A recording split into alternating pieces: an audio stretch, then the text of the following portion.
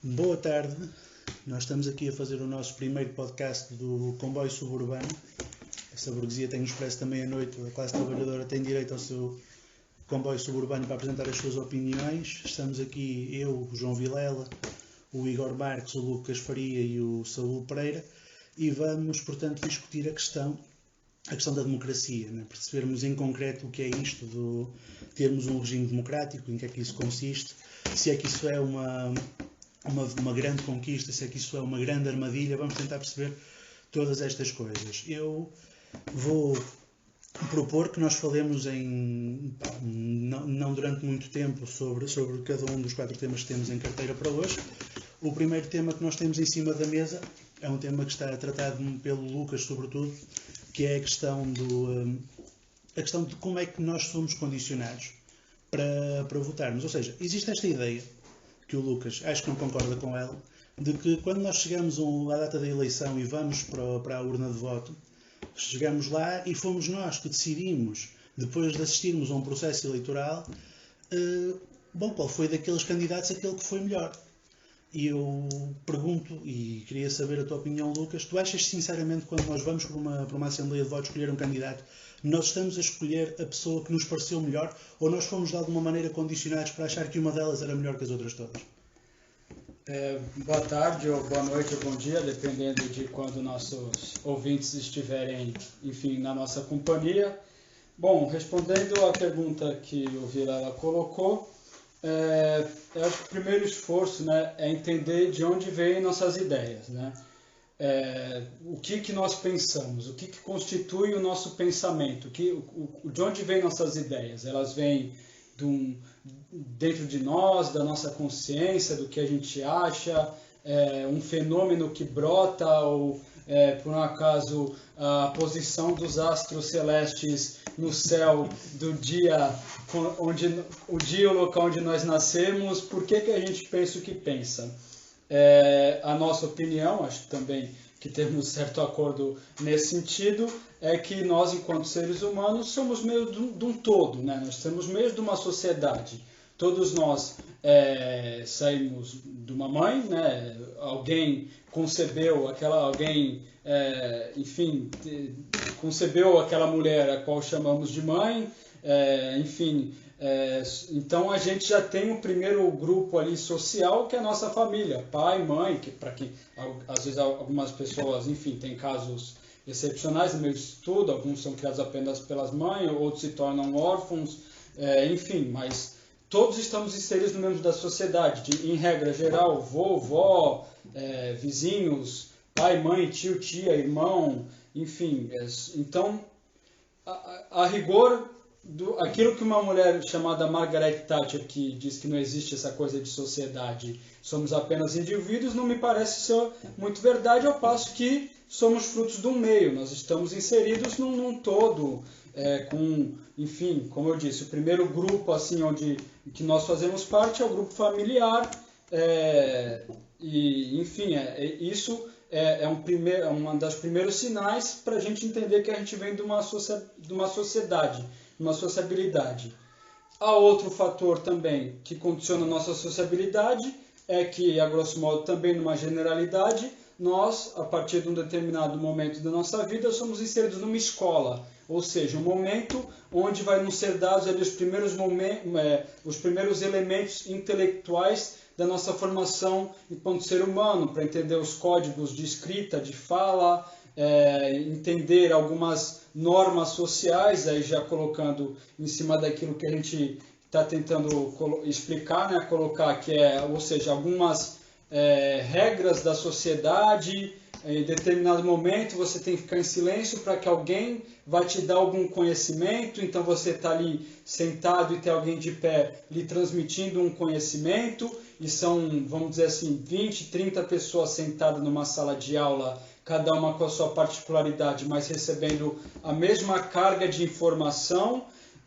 Aí a gente vai estender essa questão da formação para além da família, para além da escola, televisão, filmes, meios de comunicação, jornais, telejornais, internet hoje em dia, ou seja, toda informação que a gente absorve, ela vem de aparelhos, vem de ferramentas ferramentas as quais têm uma intencionalidade, essas ferramentas, enfim, alguém nos dá uma mensagem. Qual mensagem e para quê? É esse o começo da nossa discussão.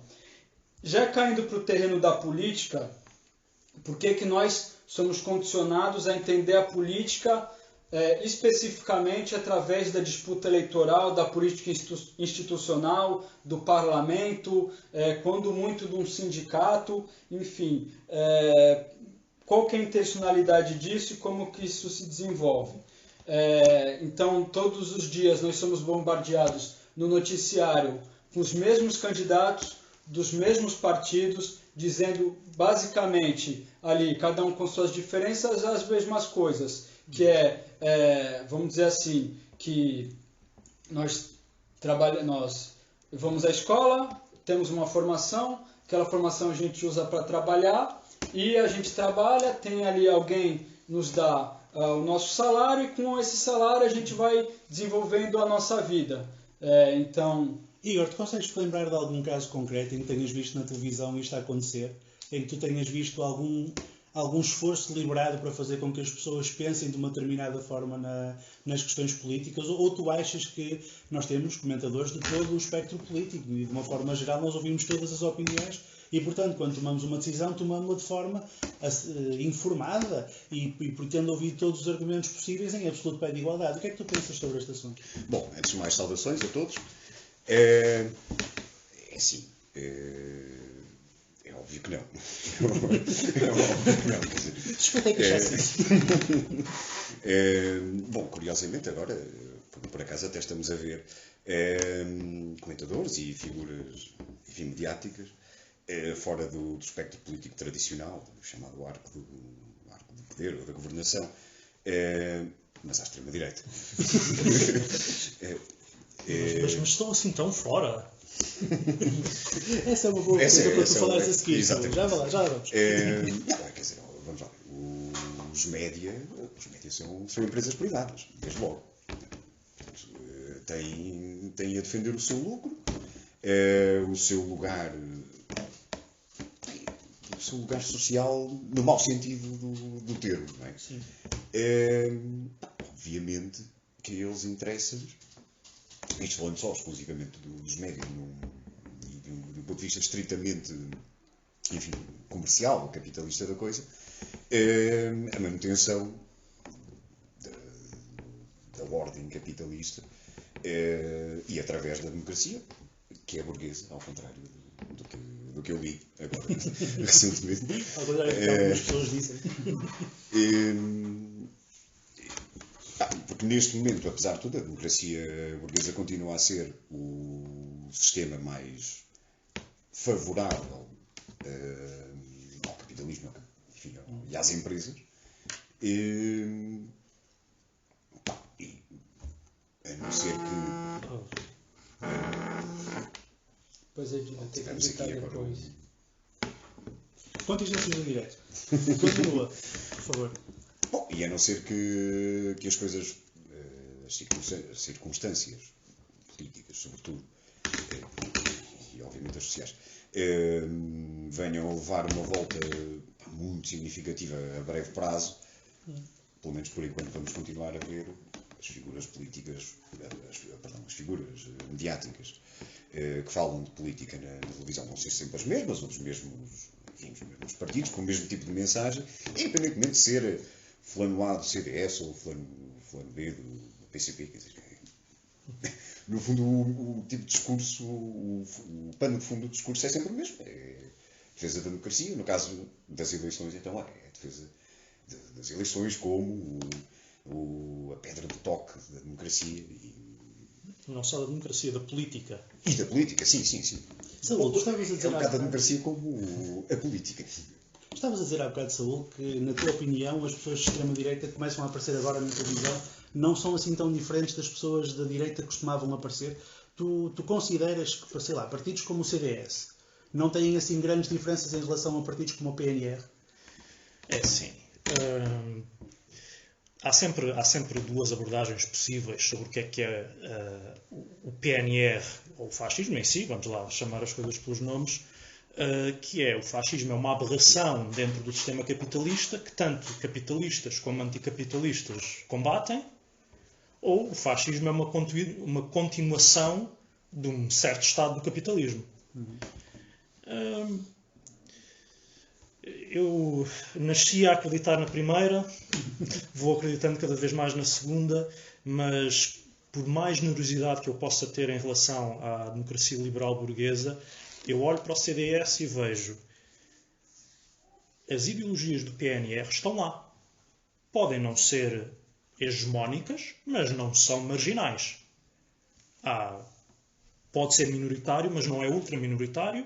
Um conjunto de políticas, de ideólogos, de militantes que a sua grande diferença em relação ao PNR é não raparem o cabelo, ao Chega é não mastigarem de boca aberta e que vêm até sendo alimentados agora mais recentemente, isto entrando agora num campo em que eu sou quase um lamentável pseudo-especialista, começam a ser alimentados por um novo tipo de direita ou extrema-direita, que é cada vez mais mainstream, que vem da direita anglo-saxónica, principalmente da internet, dos youtubers de direita,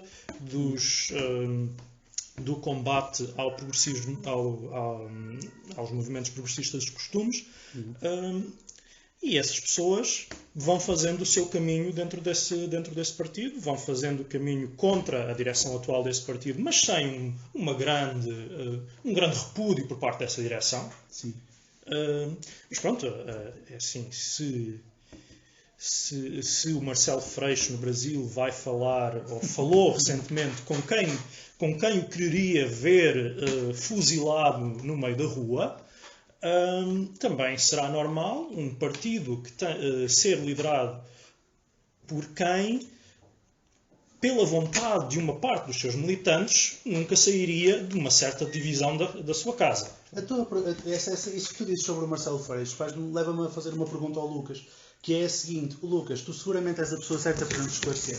Porque agora no Brasil, quando começou a surgir este movimento do Bolsonaro e do crescimento da extrema-direita e do crescimento em torno das igrejas evangélicas, em torno da faixosfera do YouTube, etc., a direita tradicional, a direita liberal, a direita do PSDB, do PMDB, etc., ela reagiu em força contra esse movimento, não foi? Ela opôs-se com toda a veemência e não, senhor, há aqui uma fronteira clara, não é? Aqui termina o fascismo e aqui começa a grande casa da democracia, que vai desde os liberais e dos conservadores até aos anticapitalistas, como dizia o Sul. Isto foi assim ou isto não foi exatamente assim? Bom, a gente pode ver agora, vamos usar exemplos então para tratar dessa situação. Vamos ao que interessa, para além das aparências a quais, infelizmente, o campo da esquerda está mais ultimamente dado a debater ou ocupar. Essa unidade dos democratas e dos não-democratas está se dando quando o parlamento no Brasil aprova uma reforma da Previdência que vai acabar, tratorizar com as próprias condições de sobrevivência da classe trabalhadora no Brasil. Você pegar um país onde o transporte não funciona, a escola não funciona, a saúde não funciona, as coisas, quer dizer, não é que não funcionam, funcionam de uma maneira muito específica para alguns lugares do mundo. Portanto, essa hora é a hora da união dos Bolsonaros com o PSDB, com o PMDB, enfim, com até gente que se diz de esquerda, né, que é com Tabata Amaral, que é do PDT, que é o partido do Ciro Gomes, com o PSB, inventaram até que o PSB, enfim, que é um partido, enfim, as características do Brasil bem fisiológico. Essas horas todos eles dão as mãos e votam pela reforma da Previdência para jogar a classe trabalhadora brasileira ainda mais na miséria. E a gente pode lembrar também que em 2003, quando o grandíssimo Lula foi eleito, ele já fez a primeira reforma da Previdência.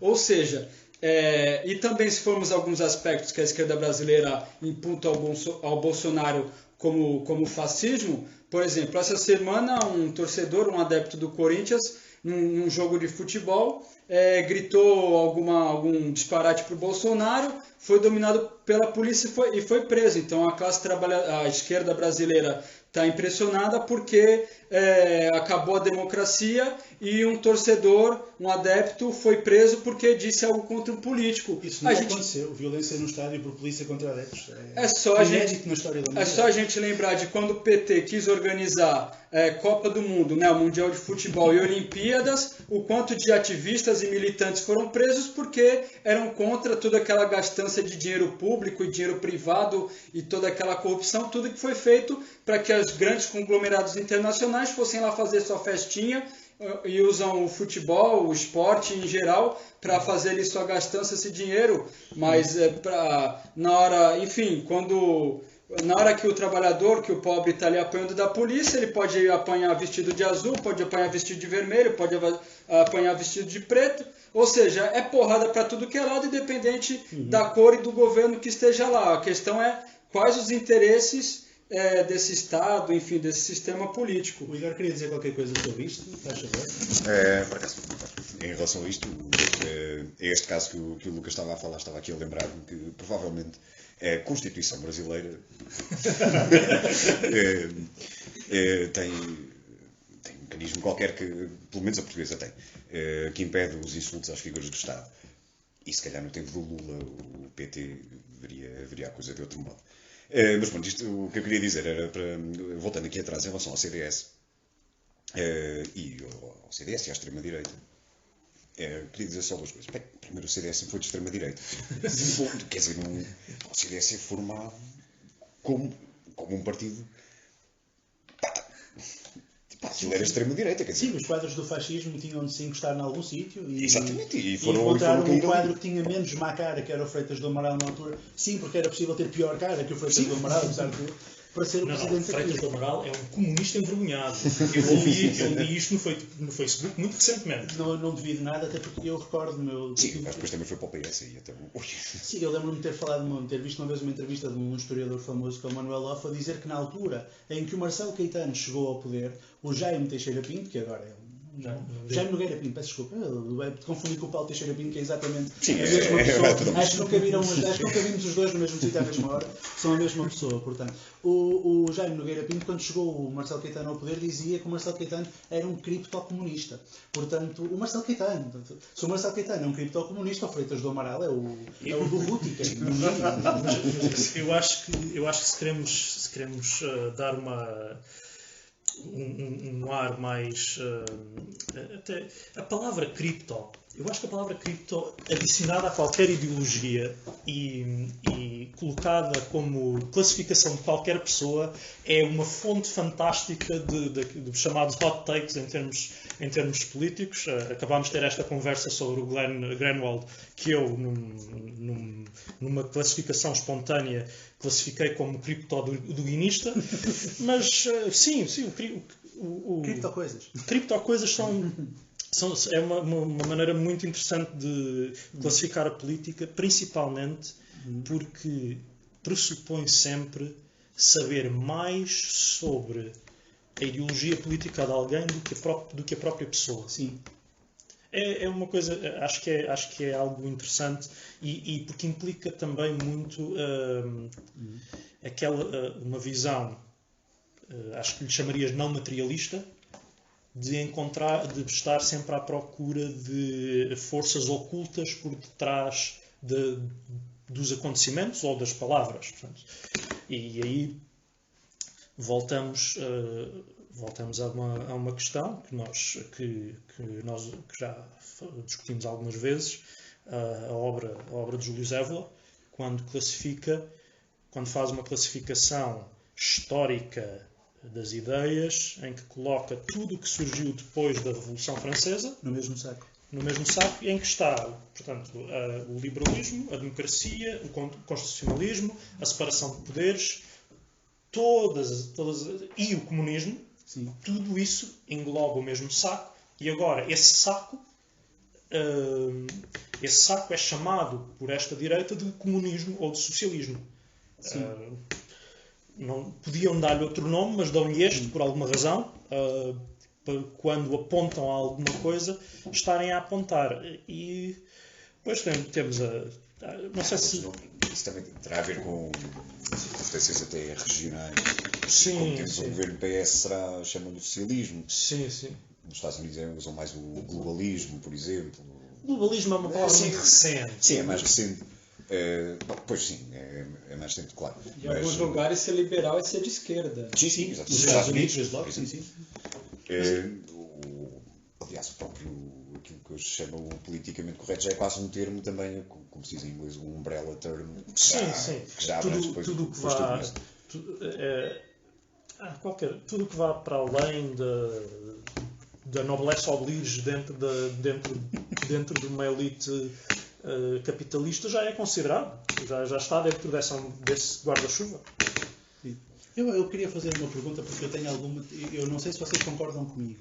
E fazia a pergunta aos três e depois vamos por ordem alfabética. Fala primeiro o Igor, depois o Lucas e depois o Saúl para falarmos sobre isto. Será que, e eu coloco a pergunta para vocês me responderem, é fácil nós fazermos de conta que os socialistas são o contrário daquilo que o socialismo é e que os liberais são o contrário daquilo que o liberalismo é e por aí fora? Porque nós temos uma experiência histórica bastante grande de vermos socialistas a fazer coisas que não são nada de socialista e de vermos liberais a fazer coisas que não são nada de liberal. Sei lá, o Bolsonaro faz parte de um partido que se chama Partido Social Liberal. A minha pergunta é, o Bolsonaro é um socialista? O Bolsonaro é um liberal? O Bolsonaro é alguma destas coisas? O Mário Soares era socialista? Social-liberal é o Obama. Os partidos comunistas são partidos comunistas? Por aí fora, podemos discutir todas essas coisas. E, portanto, a minha pergunta é, Igor, e a pergunta vale para os três, tu achas que acontece assim muitas vezes na política e na história, teres movimentos que dizem ser uma coisa e fazem o oposto da coisa que estão a dizer que são, e achas que isto depois pode ser apropriado pelo fascismo para meter tudo no mesmo saco, como a Saúl estava a dizer? Epá, o próprio fascismo, quer dizer, o próprio... Bem, o nome fascismo não, mas quer dizer, o nazismo tinha socialismo no nome, o partido nazi. De modo que o nazismo é de Desde logo. esquerda. Exatamente. Bolsominions dirão. O Mussolini tinha sido do Partido Socialista Italiano. Sim. Está logo por aí, quer dizer, consegues alguma resposta à tua pergunta. Basicamente estás a fazer uma pergunta de semântica.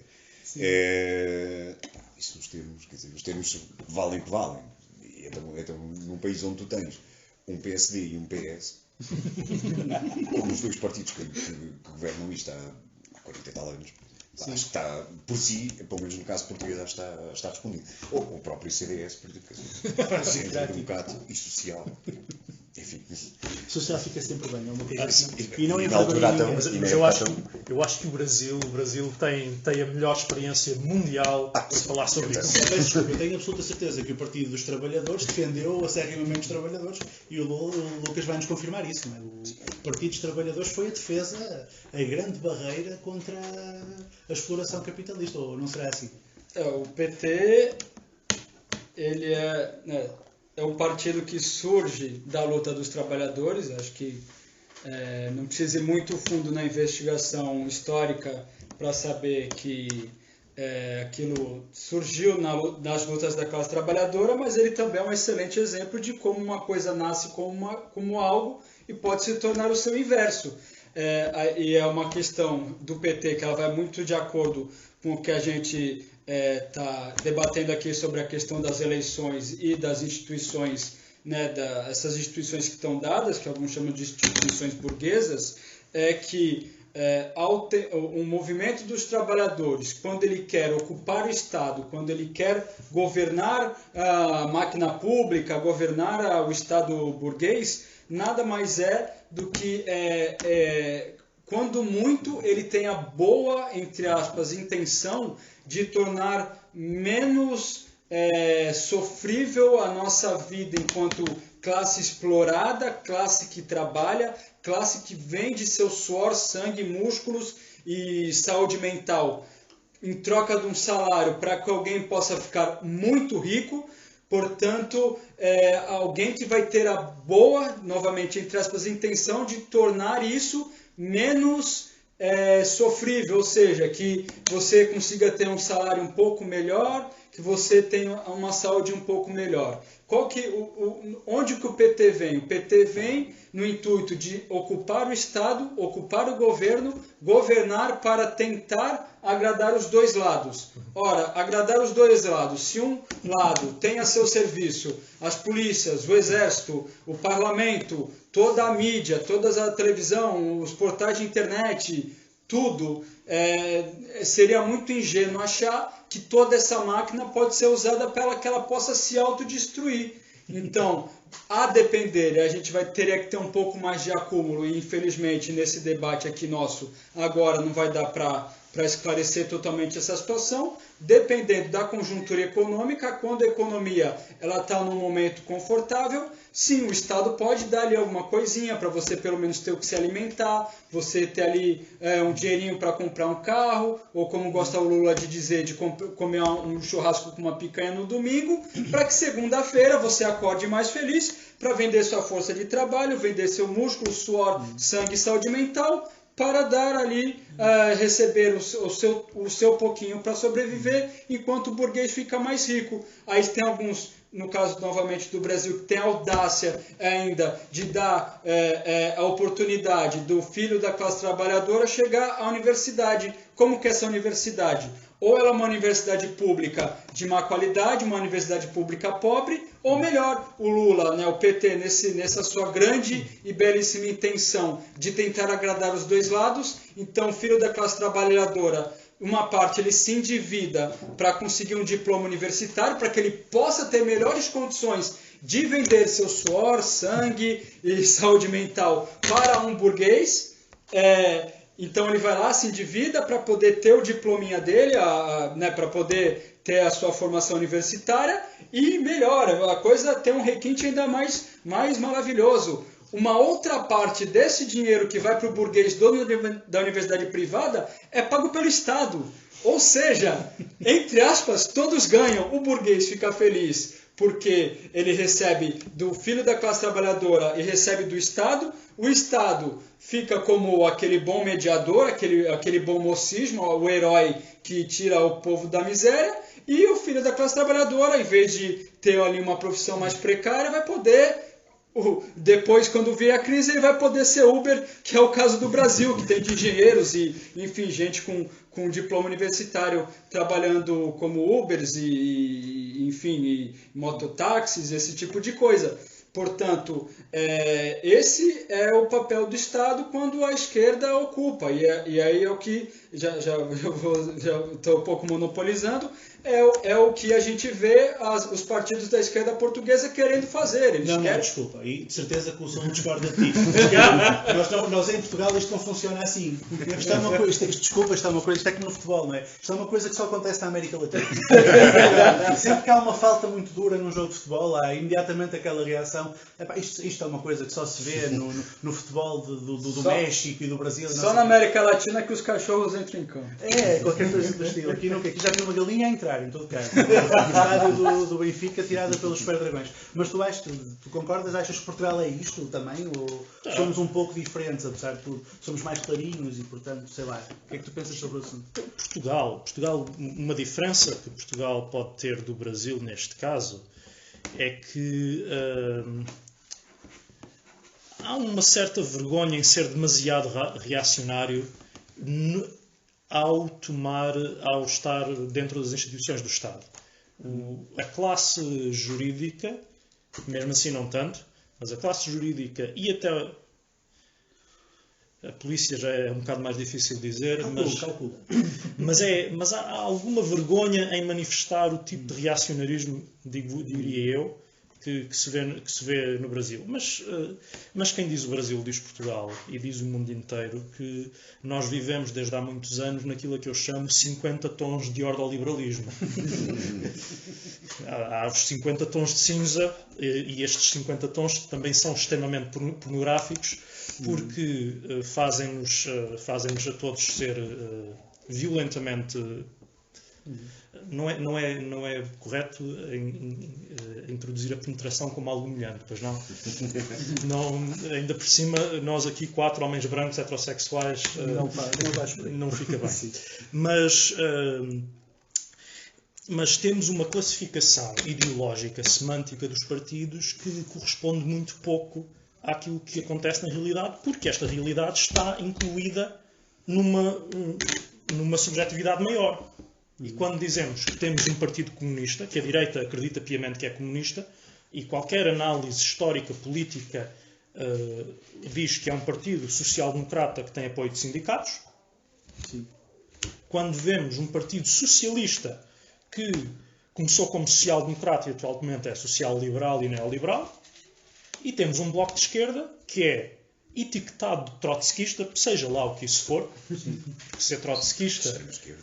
Sim, é a extrema-esquerda, mas ser trotskista É o que a gente quiser. exatamente. Trotskismo é quando um partido quiser. ou quando 3 militantes quiserem. Sim. E racharem. Exatamente. 3 já fazem uma internacional. 3 já fazem uma internacional. Mas estamos a falar do combate à hegemonia burguesa dentro da comunicação social. É muito importante o jornal trotskista. Pelo menos 500 jornais trotskistas distribuídos na marcha de 25 de Abril são um combate importante à hegemonia da comunicação social burguesa. Sim, eu sou só moderador. Estou numa posição moderada aqui. Lembrando aos ouvintes que este é o momento do sarcasmo. Sim. Há que ser aqui sempre este momento presente. Sim, portanto, também não concordas, e calculo, Igor, que nós tenhamos assim uma excepcionalidade histórica portuguesa, tal como temos uma excepcionalidade histórica na colonização e no resto, não temos na política. E na palavra saudade. E na palavra Podes, quanto muito, pegar, enfim, nas circunstâncias históricas de cada país e de cada partido individualmente, sei lá. Obviamente que a formação histórica, o processo histórico que leva à formação do PS e do PT no Brasil são diferentes. Sim. A própria base social de inicial é diferente. O PT se calhar até é mais parecido com o Labour em Inglaterra. Tem sindicatos. É social-democrata com sindicatos. A evolução e a contemporaneidade hoje. Apesar de ser, os social-democratas, de uma forma geral, têm uma presença forte nos sindicatos. Na Europa, Sim. Na Europa do Norte, não tens nenhum sindicato ou nenhuma central, pelo menos, relevante mais à esquerda do que aquilo que for o Partido Social-Democrata daquele país. Na Alemanha será o SPD, perdão, e por aí fora. Quer dizer, lá está, entre isto, para já não entrar depois na questão dos partidos comunistas, enfim, isso já é um tipo de debate um pouco diferente. Lá está, pegando só no início da pergunta, da designação oficial dos partidos, o PS em Portugal, quer dizer, ele surge com o nome socialista porque alguém tinha de o ter naquela altura. É mesmo assim. Quer dizer, o próprio Cunhal dizia isto. Antes do 25 de Abril. Antes do 25 de Abril, o próprio Cunhal chega a dizer mais ou menos isto. Obviamente, de um ponto de vista diferente daquilo que eu estou a ter. Alguém tinha de ter aquele nome e era um nome que ficou bem naquela altura. E o PS faz o seu caminho também, porque era aqui no sul do país, e isto funcionava mesmo assim. Aqui no sul do país era o socialista, tinha aquela carga de esquerda, iam para o norte, o socialista já não tinha a carga do comunista. Era o socialista, era esta democracia e tal. Pronto. Tanto que depois é o partido que acaba por dar a mão ao CDS, estávamos a falar há pouco, ao PPD. Sim. O PPD vai crescer na sombra do PS. Portanto, é o PS que acaba por fazer crescer os dois grandes partidos da direita portuguesa. Aí, o PS algum dia foi socialista na vida, nunca. Nem perto. Estou absolutamente chocado com o facto de estarmos aqui a descobrir que o PS mentiu. Quer dizer, É verdade. Como assim? Quer dizer, o Mário Soares é o pai do nosso regime, mentiu-nos, o fundador do regime. Ele até disse que meteu na gaveta, meteu o socialismo na gaveta. Pois. O homem acho que nunca o tirou. Sim, também é verdade. Ele foi para lá para dentro e nunca... Ele não chegou a ir lá para dentro porque ele nunca tinha estado fora da gaveta, não é? Pois. Tinha um pouco isso. Portanto, eu estou aqui a começar a ficar um pouco perturbado, porque eu começo a achar que vivo num regime onde as pessoas são condicionadas, como o Lucas dizia no início, para pensarem de uma determinada forma, são aldrabadas por partidos que dizem que querem fazer um conjunto de coisas que depois não fazem, Portanto, e agora começo do fim para o princípio, começando pelo Saúl fazer esta pergunta, tu consideras, tendo em conta que vamos ter uma eleição dentro de um mês e pouco, e desculpa que esta pergunta, estou com a voz embargada a fazer esta pergunta, tu achas que as pessoas vão às eleições do próximo mês de outubro e as pessoas estão condicionadas já à partida para votarem de uma determinada forma e para que essas eleições tenham um determinado resultado? Estão condicionadas em outubro, como estarão condicionadas depois de outubro e como estiveram condicionadas para as europeias. E está condicionado o processo à partida, porque nós começamos, portanto, mais uma vez, com um arranjo político que diz que, mais uma vez, segundo a direita, vai desde a extrema-esquerda do Bloco de Esquerda até ao centro-direita do CDS. Estamos com esse arranjo político e sabendo que, mesmo que esse arranjo político fosse próximo da realidade, o enquadramento em que Portugal se encontra é de um projeto político de partilha de soberania com sobreposição de 3 ou 4 potências, nomeadamente uma que é a Alemanha, de um projeto político que tem uma matriz capitalista, não só capitalista, explicitamente pró-capitalista. Portanto, o projeto político da União Europeia surge como forma de o capitalismo dos países europeus continuar a existir sem que voltasse a existir uma guerra mundial ou uma guerra civil europeia, ou sem que fosse absorvido por alguma das outras, ou totalmente absorvido por alguma das outras potências. O início da União Europeia é a confederação do carvão. Portanto, os portugueses são condicionados a pensar que votam da esquerda à direita, quando deveriam saber, talvez, que votar na esquerda pode ser ainda uma hipótese de que haja uma governação de centro-direita. Porque embate numa dialética com a nossa subjetividade superior à da governação do país em si, que torna até depois ridículo e também assustador, que haja sequer quem acredite nisso, todo o discurso também que vem da direita atualmente, de que a geringonça é um projeto de entrega de poder à extrema-esquerda, de que há uma venezuelização. Isto é dito a sério por pessoas. Há pessoas que dizem isto sem se rirem. Sim. Que há uma venezuelização do país. E acharem que isso é uma grande coisa. Sim, mas vamos assumir que a Venezuela fosse de facto um projeto socialista extremamente radical. Sim. Há um perigo de um projeto socialista extremamente radical em Portugal, ao que parece. Porque um país que nunca pôs em causa a sua posição dentro, nem nos primeiros 6 meses do PREC se pôs em causa a posição dentro da NATO, num país que está, portanto, neste projeto transnacional de partilha de mercado explicitamente pró-capitalista, em que nada disso foi nunca posto em causa, em que esse projeto define as políticas nacionais quase a um nível meticuloso, quase a do chamado micromanagement. Que esquerda é essa que tem poder em Portugal? E um projeto político é elogiado pela própria União Europeia. Sim. O Costa e o Centeno recebem elogios, cada vez que lá fora. Sim, mas que perigo de um projeto político de esquerda é que existe em Portugal? Como é que Portugal poderia alguma vez sair do seu enquadramento dentro da NATO? Não, como é que poderia sair dentro da institucionalidade dos partidos e de um processo eleitoral da NATO, da União Europeia, da Organização Mundial de Comércio, do seu enquadramento da fronteira com Espanha? Como é que alguém pode acreditar sequer que isso é possível? Pá, atenção, mas isso é cá, isso é em Portugal. Porque, por exemplo, no Brasil há um grande movimento, fortíssimo movimento, que diz às pessoas para irem para Cuba e que dizia que o PT estava a transformar o Brasil numa Venezuela, que é absolutamente verdadeiro e o Lucas pode confirmar. Portanto, relativamente a essa questão, é de uma de uma canalice intelectual querer comparar a Venezuela, o seu tamanho, o seu processo histórico, enfim, suas particularidades, com o Brasil e da mesma maneira com Portugal. Portanto, essas horas que a gente vê como o movimento comunista, ou na verdade o comunismo, porque o movimento comunista não anda muito firme, muito, enfim, imbuído dos seus propósitos, ou que deveriam ser seus propósitos.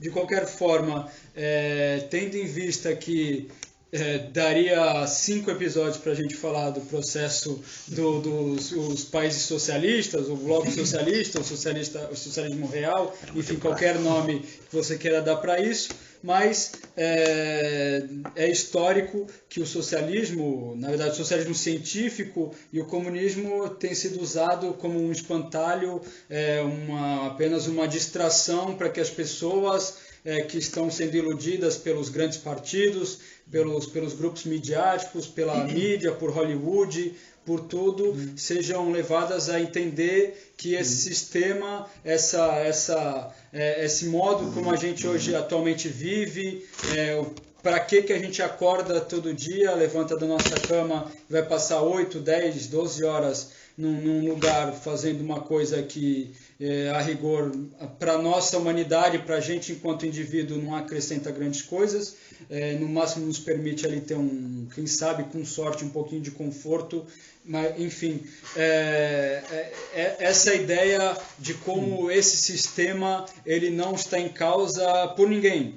Por ninguém. Nós temos aqui em Portugal e nós tivemos no Brasil um Partido dos Trabalhadores que, se em algum momento falou em socialismo, em questionar esse sistema capitalista, enfim, por outros processos também que dariam outro episódio para falar sobre enfim, essa história do PT e essa situação, enfim, como aquilo podia um dia ter falado em socialismo ou romper com o capitalismo e virou apenas políticas públicas, tornar o capitalismo menos malzinho e que ele seja menos cruel com os miseráveis. Portanto, aqui em Portugal se vive um processo parecido. Nós temos ali um partido dito comunista e um bloco de esquerda que vão no mesmo sentido, não colocam em xeque, não colocam em causa esse sistema capitalista e apenas acabam servindo para que essas forças mais à direita usem a ideia de romper com esse sistema social como, enfim, como a pior coisa que pode acontecer, e fome e destruição, quando na verdade, enfim, a gente vê gente passando fome na Almirante Reis, para nem falar do Brasil, e em Cuba, onde a frase já é batida, mas não há uma criança que não tem um teto à noite para lhe abrigar, onde não tem um ser humano que não tem a dignidade de ter um prato de comida 3 vezes ao dia, que é o mínimo de dignidade. Portanto, enfim, é meio complicado frustrar aqueles que tinham dito que a história havia acabado, que com o fim do bloco socialista, que esse sistema, que a democracia liberal, com essa democracia que tanto se fala, era a grande utopia a qual se havia alcançado. E, infelizmente, aqueles que estão falando em romper com essa utopia têm feito a direita, têm falado que é melhor a ditadura, são os que querem ainda falar de Salazar, como se naquele tempo fosse bom. Da mesma forma, as ditaduras da América Latina, quando se vê claramente que os mesmos males que aconteciam com essas ditaduras, né, nesses processos, vamos dizer, autoritários da burguesia, acontecia a corrupção, acontecia a miséria. A única questão é que não podia se falar. As liberdades estavam suprimidas a um ponto em que as pessoas hoje acham que na época do Salazar não haviam pessoas vivendo na mais absoluta condição de miséria, ou que pessoas no Estado não estavam ali a roubar e usar daquilo em benefício próprio. Aconteciam as mesmas merdas que acontecem hoje, porém ninguém podia falar. o que nós estamos falando é da ditadura de uma classe sobre outra. Então era a ditadura da burguesia sobre a classe trabalhadora. E a mesma forma que a gente vive hoje, disfarçado de uma democracia, onde nós não vemos, obviamente que não da direita, mas também dos partidos de esquerda, o questionamento desse sistema de coisas. Aconteceu no Brasil com o processo petista, onde ficava ali entre petistas e tucanos, ou seja, a face vermelha do capital com o PT, a face azul do capital com o PSDB, até que alguém apresentou um processo de ruptura e falou que ia acabar com isso tudo aí, que foi o Bolsonaro, que a gente está vendo que não está acabando com nada disso aí, e, enfim, esse sistema que nunca é colocado em causa. Alguém colocou esse sistema em causa no Brasil e saiu vitorioso. Hoje Portugal vive um bom momento econômico, amanhã já não pode viver e alguém vai falar em ruptura. Se a esquerda não está falando em ruptura, a gente já consegue imaginar quem é que vai se candidatar a falar em ruptura. Portanto, se eu estou a entender bem, eu queria entender só se eu percebi isto e queria saber a opinião do Igor sobre esta ideia. Portanto, o que eu consigo perceber do regime onde nós estamos a viver agora é o tal regime da manipulação, onde acontecem duas coisas ao mesmo tempo que são muito interessantes. A primeira coisa é a possibilidade de ruptura com este regime pela esquerda é transformada num papão que nos vai destruir a todos. Se nós amanhã fizermos uma revolução socialista, se nós amanhã avançarmos para liquidar o sistema dos exploradores e dos explorados... Não foi para isso que viemos para aqui hoje. Falaremos disso quando desligarmos a gravação. Estou a brincar, não estou a... Somos portugueses honrados. De qualquer forma, como dizia, parece-me a mim que é aqui que estamos a chegar com conclusão. Este regime, portanto, tem todos os esquemas de manipulação de que falávamos, no sentido de fazer duas coisas. Primeiro, a ruptura que liquida a estrutura de classes é uma ruptura que é um perigo terrível que nos vai destruir a todos e que nos vai pôr a todos na miséria e que vai fazer com que os pais matem os filhos e os filhos matem os pais e vai ser dantesco. Que solução é que nós podemos ter? E o regime tem preparado essa solução. Essa solução não cai do céu aos trambolhões. Não é por acaso que Quintinos Aires vão à televisão regularmente, não é por acaso que o Marinho Pinto, que agora dá a mão ao Pardal... Aquela advogada loira... Sim, não me recordo... Sim, aquela falando da TV. Sim, não me recordo agora. Mas, a Joyce Hasselman portuguesa, basicamente. Sim, uma série deles. O Camilo Lourenço também. Lá está, estas pessoas que ficam ali na esquina. O Santana Lopes, que foi o primeiro-ministro. E a malta... primeiro-ministro da democracia. Aquele morgado. Que não é uma pessoa que nos aquele morgado, aquele gajo contra a ideologia de género. Não é Delgado, pá, o Abel Matos Santos. Abel Matos Santos, o gajo do CDS. Bom, mas eu vou pôr o Igor também a falar qualquer coisa sobre este assunto. Tu achas que isto acontece assim tão deliberadamente? Tu achas que há assim a ideia de que vamos impor, vamos demonizar o comunismo e vamos demonizar as soluções anticapitalistas e vamos deliberadamente começar aqui com esta coisa de deixar o Mário Machado falar na televisão, deixar o Camilo Lourenço falar na televisão, deixar o Marinho Pinto, para depois a possibilidade de ruptura estar lá sempre presente e ser sempre a possibilidade de ruptura reacionária? Bem, eu nem diria que é deliberado. Deliberado no sentido de haver alguém que decide isso. É a própria dinâmica capitalista que leva sempre a que isso acabe por acontecer. O anticomunismo existe desde antes de haver comunismo. O primeiro, tu tens o caso do primeiro Estado social que existe, enfim, no mundo, sim, podemos falar nesses termos, no mundo, que é a Alemanha, bem, com o Bismarck. E o Bismarck era anticomunista, bem, e tu não tinhas comunistas, era uma coisa ainda muito incipiente. E o gajo vai criar, na época, o Estado Social, justamente para contrapor às propostas socialistas. É dialética. Dialética, ninguém para a dialética. É dialética, exatamente. Deliberado. Eu não direi que é deliberado. O que eu direi é que a raiva social existe sempre. O capitalismo. E o capitalismo acompanhado de uma democracia liberal, e liberal no sentido de liberdade política, ele vai deixar que a raiva social se manifeste. Não havendo esquerda para pegar nela, quem vai pegar nela é a direita. Mais tarde ou mais cedo. O que é que acontece aqui? Obviamente que a esquerda nunca vai ter a esquerda antissistema. Enfim, colocando aqui à parte do que é a realidade da esquerda parlamentar, como quisermos chamar. Essa esquerda nunca vai ter por si a porta aberta para apelar às massas, para falar. Quer dizer, tu não vais ver um Mário Machado da esquerda portuguesa. Quem seria o Mário Machado da esquerda Exatamente, portuguesa? quem seria, mas pronto. Eu tenho algumas ideias. Pronto, não. Teria de ser musculoso, pelo menos. Isso é visível. Não verias um tipo desse sair ao roxo, ou não sei onde é que ele foi já. Foi ao programa Roxo. desse género, pronto. Obviamente não verias isso acontecer. Lá está. Porque é que é um fulano da extrema-direita? Porque o gajo, na verdade, diz aquilo. Ele é o megafone da raiva social. Se calhar não ele, personificando no Mário Machado. Quer dizer, se calhar não ele, também é a personagem que é. Quer dizer.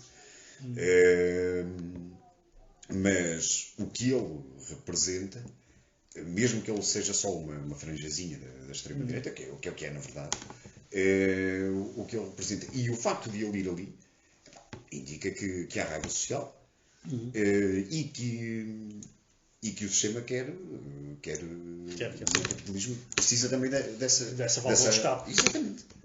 Portanto, o Mário Machado é uma espécie de apropriação da raiva social pelas pessoas que causam a raiva social, poderíamos dizer. Sim, pondo as coisas num plano mais largo, sim. Podemos colocar nesses termos. Lá está, não por ser o Mário Machado em si. O Machado em si é um personagem irrelevante. Sim, claro, os Mários Machados são algumas centenas por aí. A gente ainda não tem o Bolsonaro português. Em breve teremos e a gente vai saber Mas há quem... muitos candidatos. Há candidatos. Não sei se... Sim. Isto vai ser uma espécie de Totoloto, está uma tómbola a rolar e um dia vai sair lá dentro Mas a bola. eu acho, não sei se queres fazer esse exercício.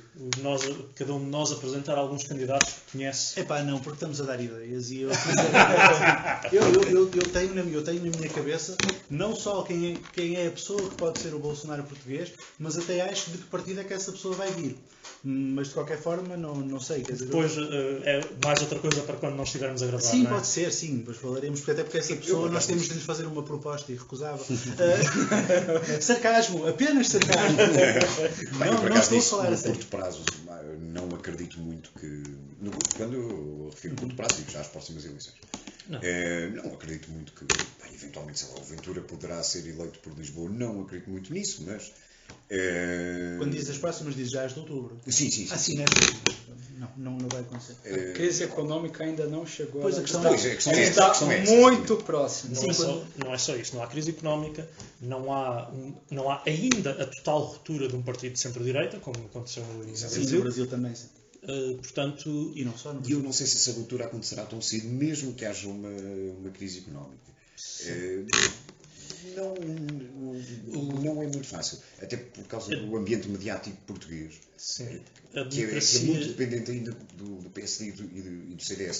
Tu vês o CDS nos últimos, desde que eu sou miúdo, nos últimos 20 ou 30 anos, eu sempre vi o CDS com uma expressão mediática completamente desproporcional àquilo que é a sua expressão política, real. Faria muito mais sentido teres, sei lá, o número de comentadores políticos do CDS se fossem comentadores políticos do PCP, tendo em conta a representatividade social dos dois partidos, poderia perfeitamente haver uma inversão. E quando tu Se vês... houvesse a mínima razoabilidade nessa matemática, sim. Exatamente, e quando tu vês a única ruptura entre aspas, que aparece é o PAN. O PAN que mesmo o PAN de certa maneira contém e nega, tem esta tal dialética que está sempre presente, que tem em si a sua própria negação. O PAN mesmo na sua ideologia, é reformista. Sim. Apresenta, portanto, dentro da institucionalidade, as tentativas de mudança daquilo que é a forma como as pessoas lidam com os animais. Não tem um radicalismo, tem um radicalismo supostamente ideológico, mas que não é transmitido. Mas que depois tem uma ligação, terá, obviamente que aqui ninguém faz acusações infundadas, mas que terá uma ligação alegadamente, obscura ou não, a uma proto-milícia dentro que atua dentro do seu campo ideológico. Sim, pelo menos no seu mercado atua. Sim. Eu acho que o PAN é a expressão portuguesa de um fenômeno que também é internacional, da mesma forma que é um fenômeno internacional essa questão da extrema-direita, com Trump, o Bolsonaro, o Salvini, o Orban, na Inglaterra o Boris Johnson. Boris Johnson, o Nigel Farage, enfim, o PAN ele é a expressão também do rebaixamento à esquerda da própria social-democracia, que é essa esquerda parlamentar, essa esquerda água com açúcar, vamos dizer assim, portanto, vai ter que editar essa parte. Máximo, né, nós temos 5 minutos. Só se interromper, gravar outro. Deixa eu marcar aqui que é os 55 minutos, a gente tem uma parada. Contingências do direto. Sim, exatamente. Mas continuamos a gravar. O meu vai continuar a gravar durante portanto, não há problema. Mas se pausares. Pausamos Se pausares e depois quando retomares. A gente consegue editar isso. Sim.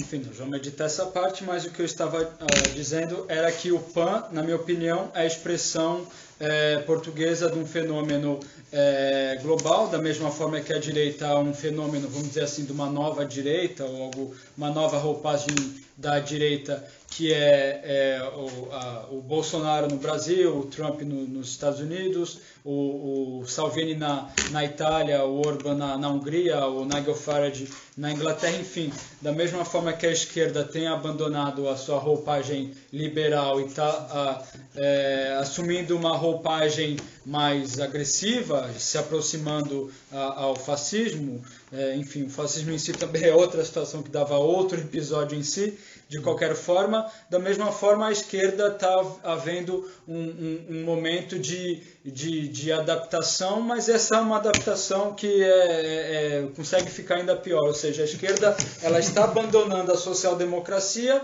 está assumindo as chamadas pautas identitárias, as lutas fracionadas, ignorando o caráter de classe das opressões de gênero, etnia, raça, sexualidade, enfim, ignorando todo e assumindo as coisas na sua especificidade, ou seja, ignorando o peso que o sistema social tem sobre as suas mazelas. Enfim, então o PAN é um partido que tem essa, vamos dizer, linguagem meio de esquerda, no sentido de permitir ser mais afeto às pessoas homossexuais, a questão dos animais, a questão do meio ambiente, porém não tem um pingo de questionamento do sistema social, da mesma forma, por exemplo, que o Partido Democrata faz nos Estados Unidos, quando já tem parlamentares de etnias minoritárias e pessoas negras e imigrantes de países do Oriente Médio, enfim. Mesma forma como no Brasil tem um fenômeno representado por uma pessoa, Tabata Amaral, é uma deputada eleita pelo PDT, o partido do Ciro Gomes, um partido, vamos dizer, o equivalente ao Labour, ao Partido Trabalhista do Brasil, o partido do Brizola, que era uma figura mais combativa, mas vem nesse processo de degeneração, que é uma pessoa, uma menina, né, realmente ela é muito nova, né, menina no sentido de desmerecer, enfim, de ignorar, mas sim, ela é uma jovem e ela vem da periferia do Brasil, vem de bairros pobres, e aí um grande trunfo dela é que ela estudou em Harvard, como se em Harvard se estudasse alguma coisa que preste, como se lá fosse a casa do saber mundial, como se os intelectuais estadunidenses fossem um suprassumo da sabedoria e a ciência lá prospera, enfim, e ela vem nessa perspectiva nem de esquerda nem de direita para frente, e nós temos que fazer alguns ajustes fiscais para que lá na frente a coisa seja melhor, e enfim, genérica. Exatamente, ou seja, se a esquerda antes ela lutava por direitos sociais, vamos dizer, a esquerda institucional, a centro-esquerda, vamos dizer assim, era por direitos, por garantir o Estado, a esquerda, né, já começa, e num projeto global, já começa a ignorar essas situações e fracionar suas lutas, e ao verde, ao arco-íris, e o vermelho Se bem que o vermelho ainda é usado de forma muito leviana, mas enfim, é mais um processo mundial que ocorre dessa vez com a esquerda. E falaste em projeto global, e na história política portuguesa o projeto global é uma expressão muito bonita, à qual nós temos de fazer aqui uma homenagem, não é? Pá, camarada Hotel, se nos estás a ouvir, amaste demais, pá, é tudo o que temos para te dizer. Tiveste demasiado amor naquele ano de 74. Desculpa, queres dizer qualquer coisa sobre o projeto? Eu acho que a história do PDT é algo que para mim é fascinante. Fascinante em vários sentidos. A forma como o PDT primeiro tenta rivalizar com o PT para dominar a esquerda brasileira, depois assume-se como aliado do PT, depois já não é aliado do PT, e a história do PDT, tanto a parte mais antiga com o Brizola, portanto, digamos, um social-democrata com espinha. Social-democrata antiga. Tipo, levava aquilo a sério, pá. Sim. E mesmo... Não dizia as coisas só para ganhar votos? E mesmo a tentativa que o PDT chega a fazer do resgate, do desenvolvimentismo e do varguismo, há aí uma coisa mais ou menos que quase que se podia introduzir numa espécie de disputa do tal lugar na disputa na divisão internacional do trabalho, e até um certo terceiro mundismo. Sim. E atualmente o PDT vê-se dividido entre três coisas. Esse liberalismo, quase neoliberalismo daqueles 8, não é só a Tabata, são os tais 8 que votam a favor da reforma de Previdência, naquela tentativa do Ciro Gomes de ser quase que o Vegeta da história da esquerda do Brasil. Literalmente, ele podia ser o Vegeta ali. Era o gajo que estava zangado com o Son Goku, mas no dia em que as coisas estavam mesmo graves, aparecia para o ajudar. Sim. E não conseguiu. E ao falhar isso, quando o Ciro Gomes falha isso, o Ciro Gomes é o quê? Não é nada. E depois, temos estas duas ainda falta uma, que é a nova resistência, um movimento brasileiro ligado à direita da direita, mas com pensamentos desenvolvimentistas e terceiro-mundistas. Os tais... É o varguismo de direita. Sim, o varguismo de direita, o tal duguinismo, o tal duguinismo também. Vamos lá chamar-lhe criptoduguinismo, se calhar, que começam a aparecer também em congressos do PDT, a juventude da nova resistência a aparecer, e uma grande parte da militância do PDT. Quem é esta gente? Sim. Vocês imaginam, e eu posso imaginar, do meu tempo que estive que militei na Juventude Socialista, que não escondo, de repente, ver num congresso, de repente aparecia uma malta assim... À esquerda do PNR. Exatamente, da facção esquerda do PNR, a dizer, não, nós estamos aqui, nós os nacionalistas do PS, estamos aqui para fazer para também fazermos parte... Escudo identitário. Não, a nova Portugalidade. Ou a nova Portugalidade. A nova Portugalidade aparecer com uma moção setorial num congresso da JS. É um equivalente, porque e não sei se acompanhaste esse processo dentro do PDT, e a questão é, quando o PDT tem essas três coisas, o que é que depois é o PDT no final? Da mesma forma que no PT tem gente que se identifica marxista-leninista. Sim. E tem gente que é pastor de igreja evangélica e... Apesar de tudo, o PDT tem uma coisa que eu saúdo aqui, pá, se alguém me estiver a ouvir no Brasil e souber onde é que mora o Ciro Gomes, vá dar um aperto de mão. Ele não precisa de fazer mais nada na vida depois de ter chamado Capitão do Mato ao Fernando Holliday, pá, meu aplauso para Ciro Gomes. Só por isso. Tudo o resto que ele fez está errado.